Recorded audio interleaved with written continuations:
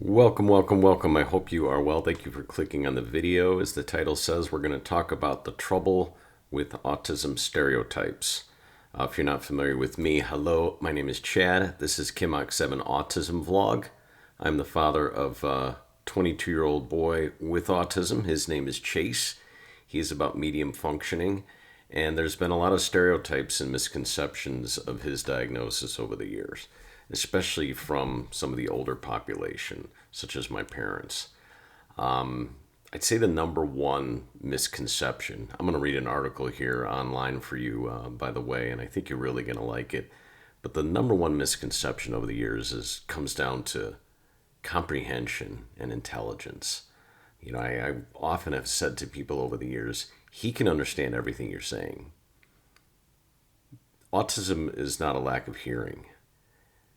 Autism oftentimes is a lack of output. There's a lot of input going on and a lot of comprehension, and the person may not be able to communicate to you what they are comprehending.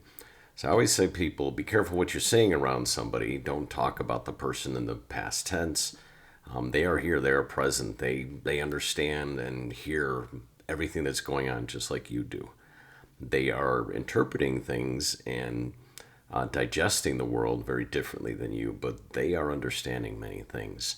So I'm going to read this article. Before I do, this video, as always, is brought to you by my friends at Simple Spectrum Autism Supplements. The article I'm going to read is actually on their website. Their website's just filled with great information. You can order their excellent products on the hyperlink below, as well as sponsored by my friends in Aspire Nutrition Probiotics. Incredible probiotics that help with digestion, help with cognitive function, and I use these products for myself as well as for my son, so I can speak from experience. You can also order that on the link below. Let's jump into this article. You can sit back and listen. I'm going to read it for you, and I think you're really going to learn a lot here. Again, the title of the article is The Trouble with Autism Stereotypes. When people think of autism spectrum disorders, they typically associate it with their idea of what they believe it is. Maybe they knew one person on the spectrum, and because of that, they just assume that every individual diagnosed with ASD is the same way. Or perhaps their only reference point is the way individuals with autism are depicted in movies and television. You can think of The Good Doctor.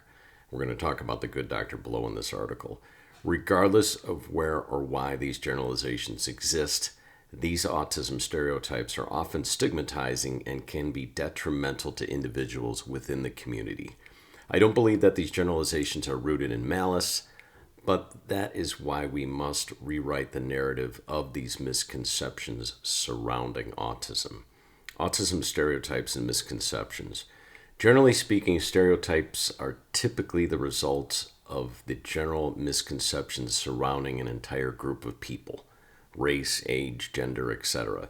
These stereotypes can also be based on what people have seen portrayed on TV or in the media.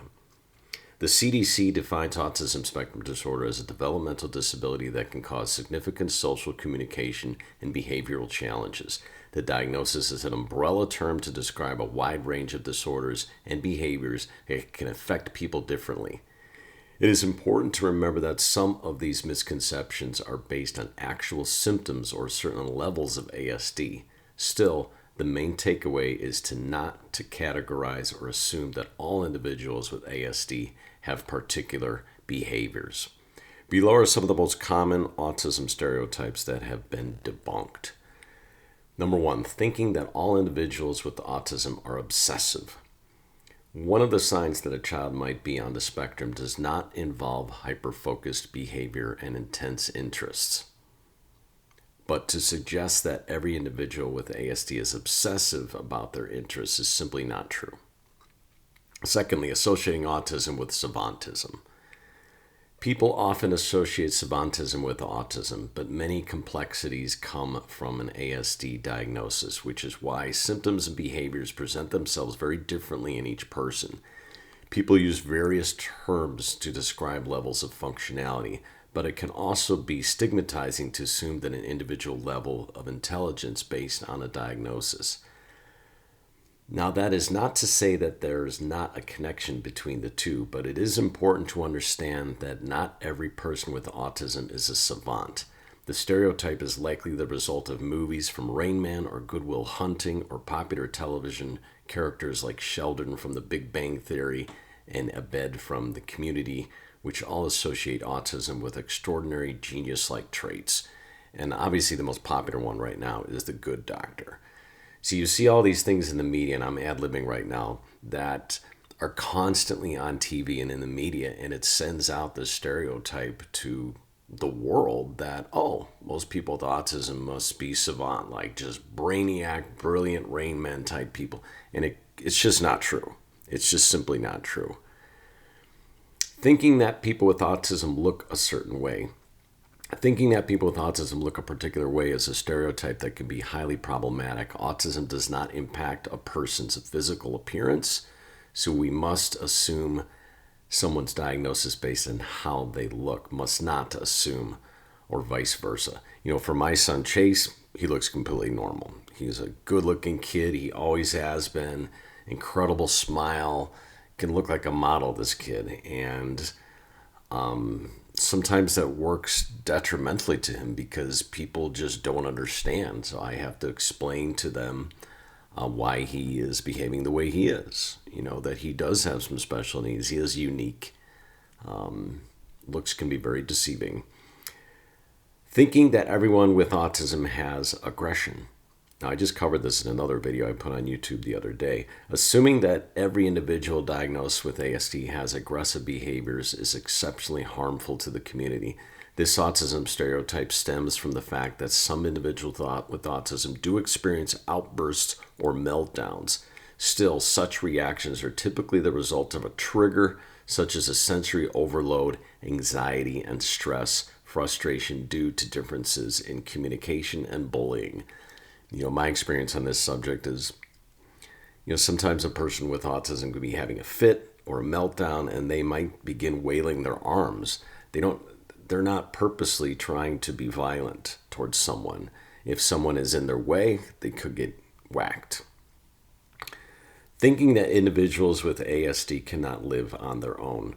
Remember that autism is a particular disorder, so there are various levels of severity that will have different effects on each individual.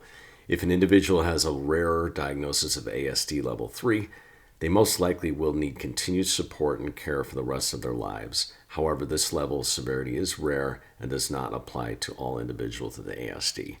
On this topic of living on their own, about 80% of adults with autism do live with a caregiver, typically their mother or father. It's a huge percentage, and a large percentage of those are unemployed as well. So 80%, those are recent statistics. Thinking that autism affects empathy. A common symptom associated with ASD that is true for some individuals is that they can have trouble understanding social cues for interaction and communication. Again, this is not the case for every person, but because of this symptom, people tend to associate it with a lack of empathy, and that is simply not true. An autism diagnosis does not affect a person's capacity to feel things. Conclusion: the issue with the autism stereotypes affect the entire community, and that is why we must make an effort to dispel them. Being diagnosed with ASD does not define an individual, so we must make efforts to understand autism further. We can all do our part by speaking against these stereotypes when we see or hear them. Let's work together to help spread awareness and inclusivity surrounding autism. I hope you found this article very helpful. I certainly did. Every time I read an article, I learn more and more and more over the years. On that topic, a lot of societies, Autism Society and organizations have moved Autism Awareness Month to renaming it Autism Acceptance Month coming this April. So the concept of spreading acceptance rather than the word awareness is the movement that is taking place. It took place last year, and that is pushing out that message to media that there has to be a level of acceptance in teaching society to accept those with autism, either at work or at school or in the community, however it may be, rather than just awareness. I think there's a lot of awareness thanks to the internet.